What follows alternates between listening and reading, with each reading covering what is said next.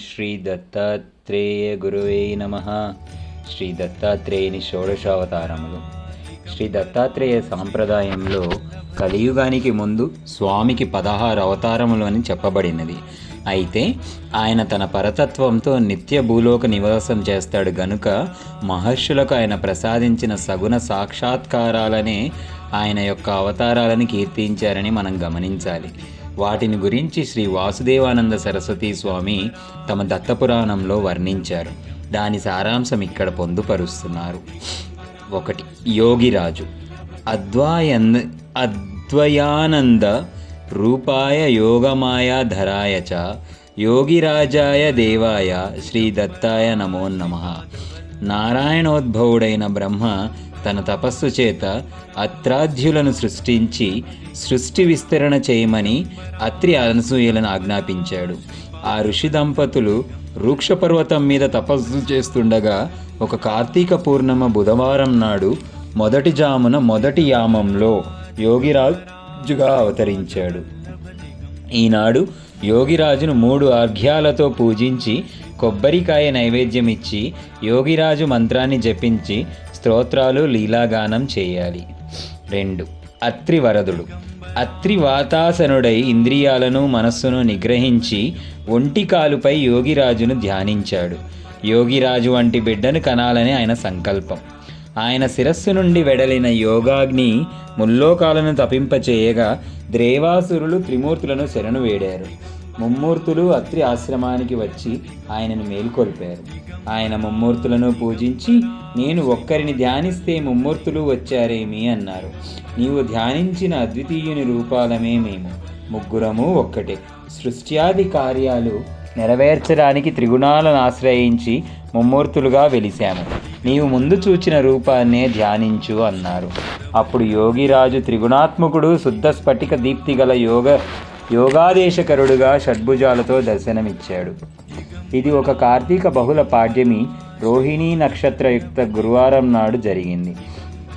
మొదటి యామమున మొదట గడియ ధ్యానం.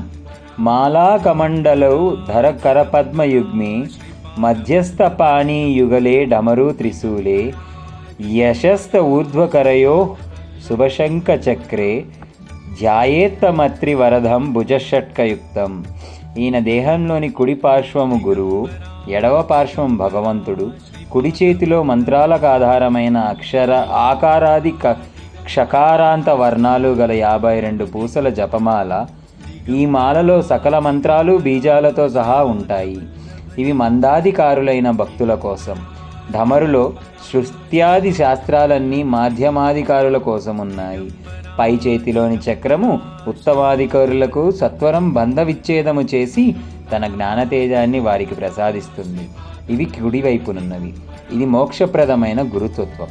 ఎడమ చేతిలో జీవులకు కర్మఫలాన్నిచ్చే కర్మసూత్రం అనే జలాన్ని కలిగిన కలశమున్నది. జీవుల కన్నా పానాదులు ప్రాప్తించడం దీనిపైన ఆధారపడి ఉన్నది. మరొక చేతిలోని త్రిశూలముల కొసలు ఆచార వ్యవహార ప్రాయశ్చిత్తాలు, ధర్మార్థ కామాలని జీవులకిస్తాయి, సృష్టికి స్థిమితమిస్తాయి. మరొక చేతిలోని శంఖం నిత్యం ధ్వనిస్తూ ఉంటుంది. ఆ ధ్వని అపూర్వ నిత్య పరిశాంఖ్య విధులను సూచిస్తుంది. ఈ మూడింటితో కూడిన యజ్ఞ విధి వలన సృష్టి చక్రం ప్రవర్తిస్తుంది, సృష్టి పాలన జరుగుతుంది. ఇది భగవతత్వం. 3 అర్ఘ్యాలతో పూజించి అరటి పండ్లు నైవేద్యమిచ్చి ఆ రోజున స్తోత్రము లీలాశ్రవణాలతో గడపాలి. 3. శ్రీ దత్తాత్రేయుడు. దత్తాత్రేయం శివం శాంతమింద్రనీల నిభం ప్రభుం ఆత్మమయారతం దేవమవధూతం దిగంబరం భస్మోధూలిత సర్వాంగం జటాజూటధరం విభుం చతుర్బాహుముదారాంగం దత్తాత్రేయం నమామ్యహం. అత్రి తపస్సుకు మెచ్చిన భగవంతుడు వరం కోరుకోమన్నాడు. నీవంటు కొడుకు కావాలి అన్నారు ఋషి. మాట ఇచ్చాను కదా అని తనంతవాడు లేనందువల్ల తనను తానే దత్తం చేసుకున్నాడు భగవంతుడు. ఆ రోజు శుక్రవారం, కార్తీక బహుళ విధియ, మృగశిర నక్షత్రం, మొదటి జామున మొదటి గంట. ఆయనే జ్ఞాననిధి, యోగిజన వల్లభుడు, జగద్గురువు. ఆయనకు ఆ దంపతులు ప్రణమిల్లి తమ గర్భజనితుడైన బిడ్డ కావాలని, సాక్షాత్కరించిన రూపం భూమిపై నిలిచిపోవాలని కోరారు. అందుకని అత్రివరదుడు నిలిచాడు. దత్తాత్రేయునికి 3 అర్ఘ్యాల పూజ, చెరకు నివేదనాదులు చెయ్యాలి. 4వది కాలాగ్ని శమనుడు. జ్ఞానానందైక దీప్తాయ కాలాగ్ని శమనాయ చ భక్తారిష్ట వినాశాయ నమోస్తు పరమాత్మని. ఆశ్రమంలో ధ్యాననిష్ఠుడైన అత్రి నుండి జనించిన యోగాగ్ని ఆయన దహించబోయింది. దత్తుడు ఋషి శిరస్సు ప్రవేశించగానే 1,000,000 చంద్రుల చల్లదనం కలిగింది. తెరచిన ఋషి కన్నుల నుండి దివ్యకాంతి వెడలి ఋతుస్నాతమైన అనసూయ దేహంలో అందరి సమక్షంలో ప్రవేశించింది. అది మార్గశిర మాసం పూర్వార్ధంలోని సప్తమి. గర్భస్థుడైన భగవంతుడు 9 దినాలను 9 మాసాలను తలచి మార్గశిర పూర్ణిమ బుధవారం నాడు మృగశిర నక్షత్రంలో సాయంత్రం జన్మించాడు. సకల సృష్టి పులకించింది. జగత్ప్రభువు అప్పుడు చంద్ర దత్త దుర్వాసుల రూపంలో దర్శనమిచ్చాడు. త్రిమూర్త్యాత్మకుడైన బిడ్డడిని చూచి వారు పొంగిపోయారు. అనసూయ స్తన్యపానంతోనూ జలక్రీడలతోనూ వారిని భగవంతుడు సంతోషపెట్టాడు. మార్గశిర పూర్ణమి నాడు 3 అర్ఘ్యాల పూజ, పంచామృత నివేదన, బ్రాహ్మణుల భోజనము విధి. 5వది యోగిజన వల్లభుడు. యోగి విజ్జననాథాయ భక్తానందకరాయ చ దత్తాత్రేయాయ దేవాయ తేజోరూపాయ తే నమః. కాలాగ్ని శమనులు అనసూయ గర్భాన జన్మించారని తెలిసి సిద్ధ గంధర్వాదులు యోగులు దర్శింపరాగా ఆయన బాల్య రూపాన్ని విడిచి తేజోమూర్తిగా దర్శనమిచ్చి దానిని ధ్యానించమన్నాడు. నాకు జన్మ కర్మ గుణ రుణ మాయ నాశాలు లేవు, సర్వవ్యాపిని. ఈ మూర్తిని ధ్యానించి తరించండి అన్నాడు ఆయన. నాడు మార్గశిర పున్నమి గురువారము మధ్యాహ్నము ఆనాడు అర్ఘ్యము ముత్యాలు పంచభక్షాలు సమర్పించి ఓం యోగిజన వల్లభాయ నమః అని జపించాలి. 6 శ్రీ లీలా విశ్వంబరుడు. శ్లోకం. పూర్ణబ్రహ్మస్వరూపాయ లీలాయ విశ్వంబరాయ చ దత్తాత్రేయాయ దేవాయ నమోస్తు సర్వసాక్షిని. బాలాదత్తుడైన యోగిజన వల్లభులు ఒకసారి అనసూయ వడిలో పాలు తాగుతుండగా అతివృష్టి మొదలగున ప్రకృతి వికారాల వలన పీడితులైన మానవులు మునులు ఆయనను శరణు వేడగా ఆయన తన విశ్వరూపం నుండి యోగలీలగా వారికి వలసినవన్నీ ప్రసాదించాడు. ఒక్కొక్కసారి శిష్యులకు వేదం నేర్పేవాడు. ఒకప్పుడు ధ్యాననిష్ఠుడై ఉంటాడు. ఒకప్పుడు తన యోగమాయ చేత ఈ సంసారాన్ని అరణ్య రూపం ధరింపచేశాడు. అహంకారం పర్వతమైంది. కామము సింహము, క్రోధం శివంగి, మనస్సు సరస్సు, యజ్ఞాదులు వృక్షాలు అయ్యాయి. ఆ వృక్షాల నిండా పండ్లున్నాయి. ఈ పండ్లు ఆశగొల్పుతాయి గాని వివేచిస్తే అవి కోరదగినవి కాదు. వాటి నీడ కూడా విషపూరితమే. జలము అంతే. సుఖాన్ని కోరేవాడు వీటిని అనుభవించాలన్న భ్రాంతితో ఇక్కడ నివసించకూడదు అన్నాడు. ఆయన మాటలు లెక్క చేయక వారంతా వాటిని అనుభవించారు. ఆయన అదృశ్యుడయ్యాడు. వారంతా దారి తప్పి భయంతో భగవంతుణ్ణి స్మరించి శాంతులయ్యారు. కానీ మరలా వనము చేత భ్రాంతులై మరలా మరచారు. అప్పుడు వారు కళ్ళు తెరిపింపచేసేందుకు అరణ్యాన్ని అదృశ్యం చేయగా వారు దత్తుణ్ణి ఎడబాసినందుకు దుఃఖపడనారంభించారు. ఆయన దర్శనమిచ్చారు. వారు ఆయనను వదిలి కర్మాచరణకు వెళ్ళలేదు. వారి భక్తిని పరీక్షించడానికి ఆయన ఒక సరస్సులో మునిగి 100 సంవత్సరాలున్నారు. ఒక వనితను తోడుకొని మద్యం సేవిస్తూ బయటకొచ్చాడు. అయినా వారు ఆయనను విడువలేదు. ఇన్ని లీలలు చేసిన ఈయనను శ్రీ లీలా విశ్వంబరుడు అంటారు. ఇలా ఈయన ప్రకటమైనది పుష్య పౌర్ణమి నాడు. పుష్యమీ నక్షత్రం బుధవారం సూర్యోదయ కాలం. ఆనాడు ఈయనను విధియుక్తంగా పూజించాలి. 7 సిద్ధరాజు.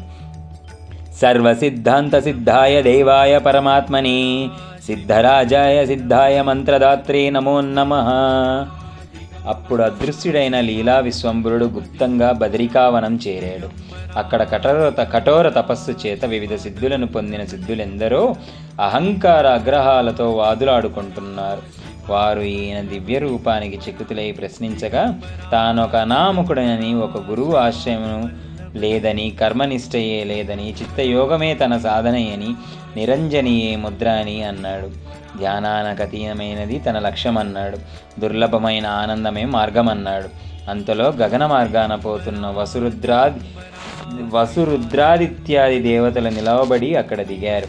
సిద్ధులందరూ అది తమ తమ సిద్ధియేనని ప్రగల్భాలు పలికారు. వాదించకండి.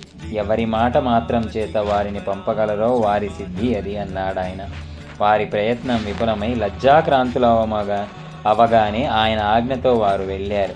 అప్పుడు వారు ఆయనను శరణు పొంది, మీ యోగాన్ని సిద్ధిని ఇచ్చి పరుల సిద్ధిని రద్దు చేసే మంత్రం ఉపదేశించమని కోరగా ఆయన అలానే చేశారు. ఇలా సిద్ధిరాజుగా ఆయన అవతరించిన రోజు మాఘ పూర్ణిమ మఖా నక్షత్రయుక్త గురువారము. వీరిని యథోక్తం పూజించాలి.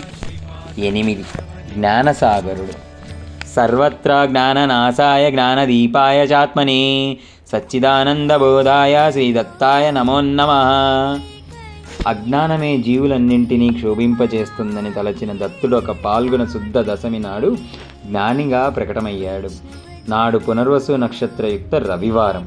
ఆయన సిద్ధుల నడుమ గాలిలో కూర్చుని కనిపించగా వారు తమ సిద్ధితో ఆయనను పడగొట్ట చూచి విఫలులై శరణు పొందగా, ఆకాశం నుండి పుట్టిన వాయువు ఆకాశాన్ని ఏమీ చేయనట్టు సర్వకారణుడైన నన్ను మీరేమీ చెలింపచేయలేరు అని చెప్పి తాను పూర్వం ఉపదేశించిన మంత్రాన్ని జపించమని చెప్పి జ్ఞానాన్ని కూడా ఉపదేశించాడు. యథోక్త పూజ, మందిర నిర్మాణము విధై. 9 విశ్వంబరావధూత.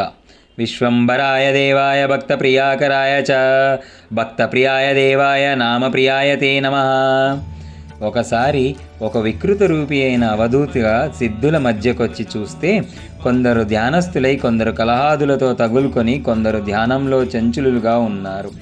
తన లీలలతో వారందరినీ ఆత్మస్థుతులను చేసి మరలా విడవగానే వారు యోగభగ్నులయ్యారు. ఆయనను బాధింపజూచి చేతగాక శరణు పొందారు. అప్పుడు ఆయన తన విశ్వరూపాన్ని చూపాడు. నాడు చైత్ర పూర్ణిమ చిత్రా నక్షత్రయుక్త మంగళవారం 2వ యామంలో 2వ గంట. సహస్ర శిరస్కుడైన ఆయన తన మాయకు తానే ఆశ్రయమని తాను నిర్గుణుడని చెప్పి భక్తుల భయం ఇచ్చాడు. అర్ఘ్యము గోదానము ఇచ్చి ఈయనను పూజించాలి. 10 మయాయుక్తావధూత. మాయాయుక్తాయ శుద్ధాయ మాయాగుణహరాయ తే శుద్ధబుద్ధాత్మరూపాయ నమోస్తు పరమాత్మనే. ఒక స్వాతి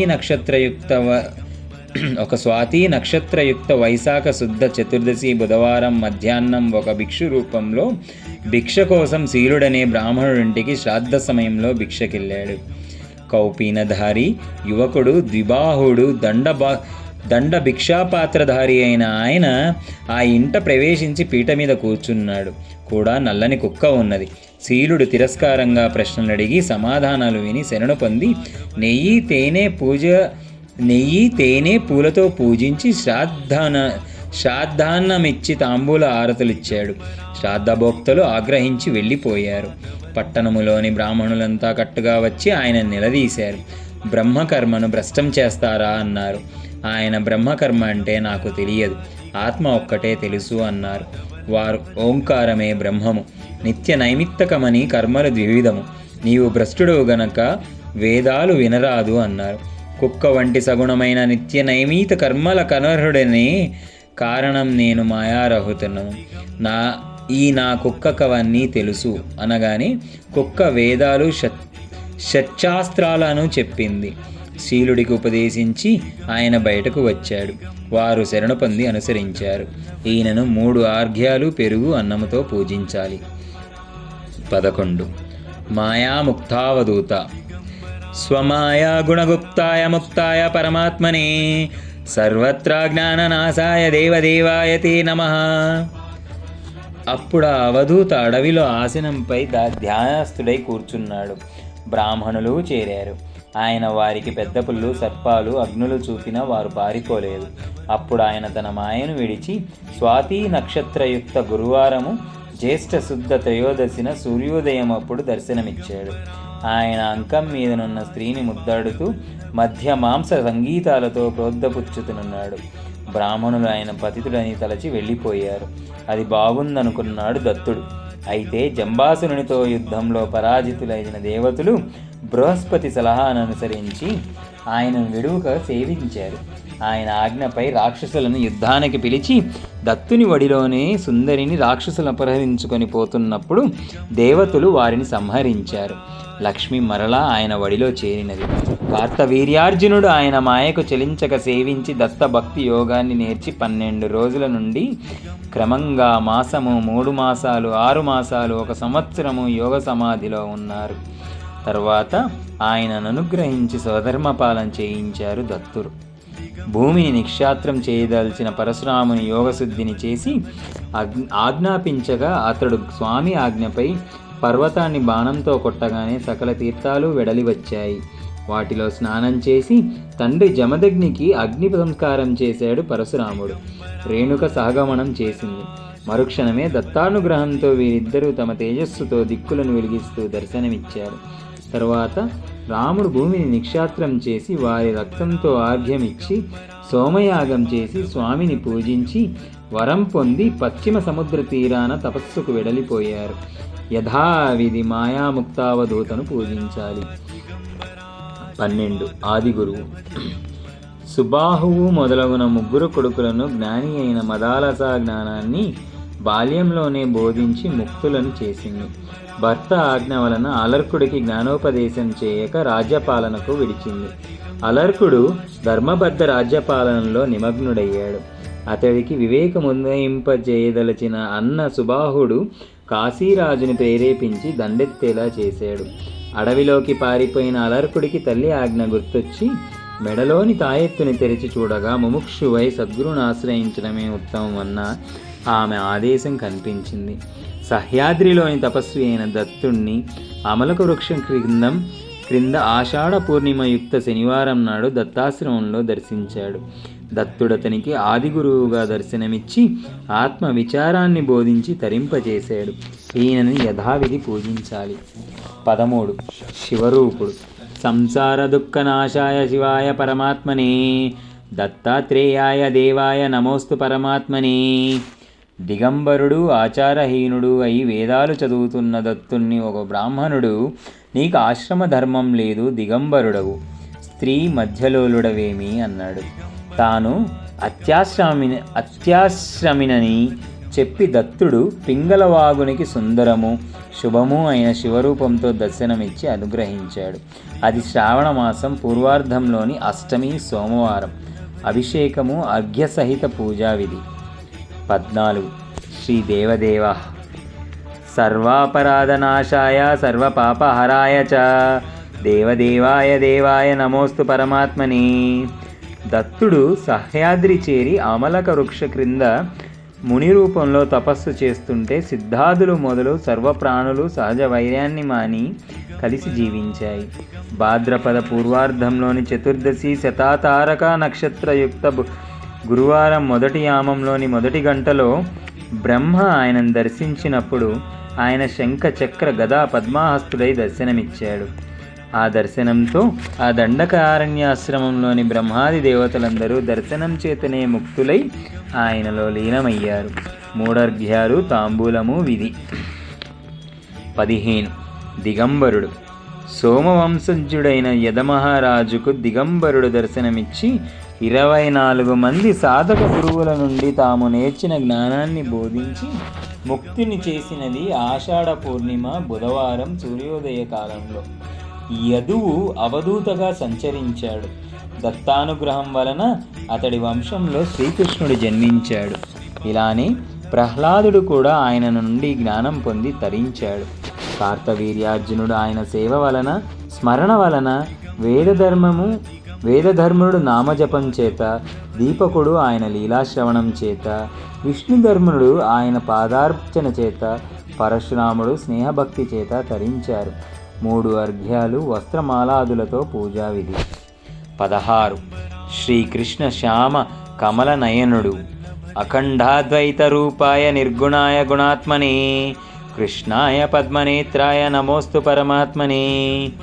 జ్ఞానతల్పం మీద విశ్రమించిన దత్తుని శిష్యులు దర్శించినప్పుడు ఆయన కార్తీక పూర్వార్ధ ద్వాదశి బుధవారం రేవతీ నక్షత్రం నాడు సూర్యోదయ కాలంలో ఇంద్రనీల ప్రభతో దర్శనమిచ్చాడు. కనుక ఈయన పేరు కృష్ణ శ్యామ కమల నయనుడు. 3 అర్ఘ్యాలు యథాశక్తి బ్రాహ్మణ భోజనము విధి. మన దేశంలో ఇన్ని ఆధ్యాత్మ సాంప్రదాయాల వారి చేత పరమ గురువుగా మూల పురుషుడుగా కీర్తింపబడిన దత్తస్వామి చరిత్రలో ఇంకెందరో సాధకులను అనుగ్రహించి మహాత్ములుగా రూపొందించారు.